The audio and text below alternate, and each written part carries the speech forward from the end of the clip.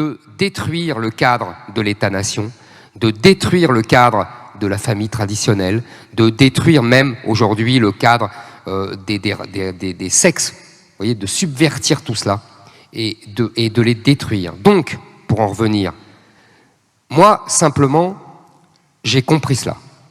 Voilà. J'ai compris qu'ils voulaient nous imposer leurs mots et je refuse de prendre leurs mots. Et j'impose mes mots. C'est ça qu'ils me reprochent. C'est pour ça qu'ils me traitent de tous les noms. Je refuse d'employer leurs mots. Je refuse de dire violence policière. Je refuse de dire féminicide. Je refuse de dire, oui, d'écrire dans l'écriture inclusive. Vous voyez, tous ces mots-là, je les refuse. Et j'emploie mes mots. Et ça, c'est ma manière à moi de m'imposer et de résister à leur pression phénoménale. Et je pense que si ma parole a un écho, c'est parce que je passe par-dessus tout cela et les gens entendent les mots que j'utilise et se disent mais il emploie les mots qu'on connaît.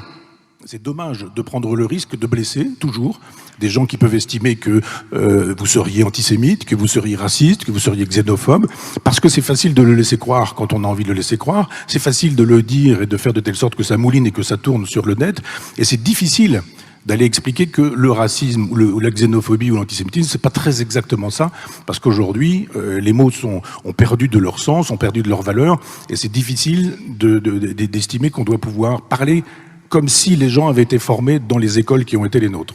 Alors, on va essayer de détruire tout ça avec un certain nombre de théories, de thèses qui préparent le transhumanisme. Cette idée qu'il n'y a plus d'hommes, qu'il n'y a plus de femmes, que des petites filles de 8 ans ou des petits garçons de 8 ans peuvent dire qu'ils ont envie de changer de sexe depuis 4 ans. L'idée que on devrait pouvoir aujourd'hui, si on n'a plus le projet d'avoir un enfant, avorter quelques jours avant la date légale, avant le jour où peut-être cet enfant aurait pu naître. Cette idée qu'on peut acheter des ovules, des spermatozoïdes, qu'on peut louer des utérus, qu'on peut vendre des enfants. C'est-à-dire que tout ce qui apparaît là nous montre que finalement le personnage qui devrait nous intéresser aujourd'hui, c'est Elon Musk, plus que le grand moufti de Jérusalem ou je ne sais quoi. C'est-à-dire que ce vers quoi nous allons, c'est effectivement ça. Réification, c'est-à-dire transformation des gens en choses, objectivation, transformation en objet. Il s'agit de dire un enfant n'existe pas en dehors du projet que vous en avez. Vous aviez un projet d'enfant, il devait naître, cet enfant ne naîtra pas parce que si vous voulez, vous pouvez tuer cet enfant. Je rappelle que le Sénat n'a pas voté cette loi, mais que l'Assemblée nationale l'a votée et que c'était une proposition de toute la gauche, des écologistes, du Parti socialiste, du Parti communiste et de la France insoumise.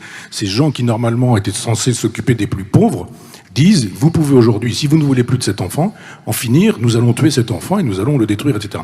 Je pense que ça... un jour, si d'autres sont encore capables de lire, de voir et de savoir ce qu'est notre présent et ce qui sera devenu leur passé, découvriront que effectivement la chose était bien dite.